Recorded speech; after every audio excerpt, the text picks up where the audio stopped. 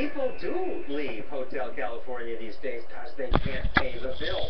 4 California cities have now declared bankruptcy, Stockton the biggest, and San Bernardino. The result isn't pretty.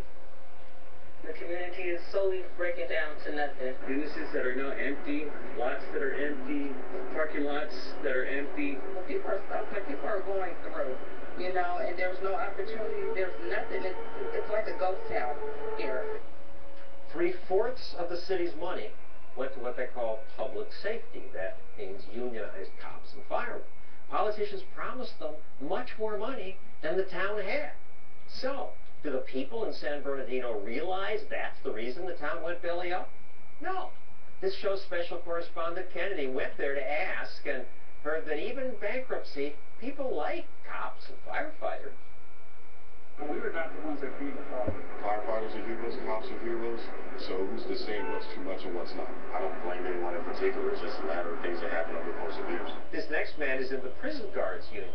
California prison guards made $66,000 a year before benefits. The people of California, we give them so much, you know, and they got to use that. Oh, yes, we got to do it.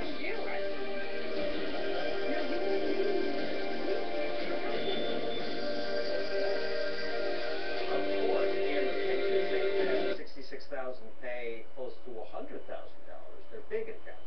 Oh yeah, and the firefighters in San Bernardino, their salary has doubled, and now they make $150,000 a year.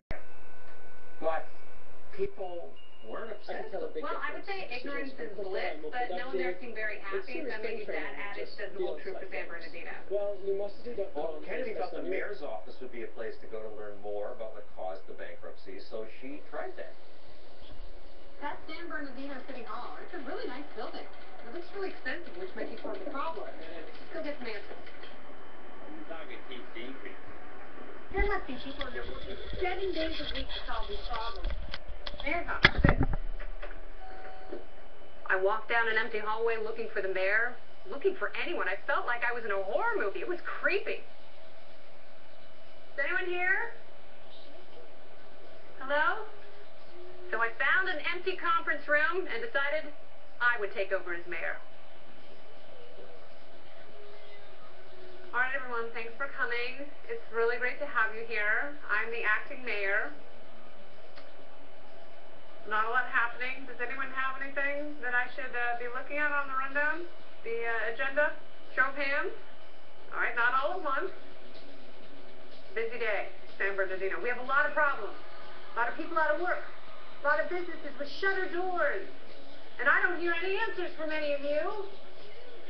All right, they were supposed to be in the office that day. Yes, the mayor's office is supposed to be fully stocked on Fridays. There are other agencies that take Friday furloughs. The city's less safe. The city attorney told residents, go home, lock your doors, and load your guns. By the way, he was there, and he would not talk to us. One union blamed the mayor and former city manager for spending money on a downtown movie theater. Yeah, the movie theater is nice, but it's nothing compared to the $45.8 million deficit that the city of San Bernardino is running. And by the way, when they filed for bankruptcy, they had $150,000 in the city bank account. The San Bernardino politicians said, we didn't see it coming. How could they owed $46 million. They had $100,000 in the bank. Yes, and they have payments that they're required to pay into CalPERS, $1.8 million a month. And they didn't see that coming, with $150K in the bank. And San Bernardino tried to raise money through fees like expensive parking tickets, traffic tickets.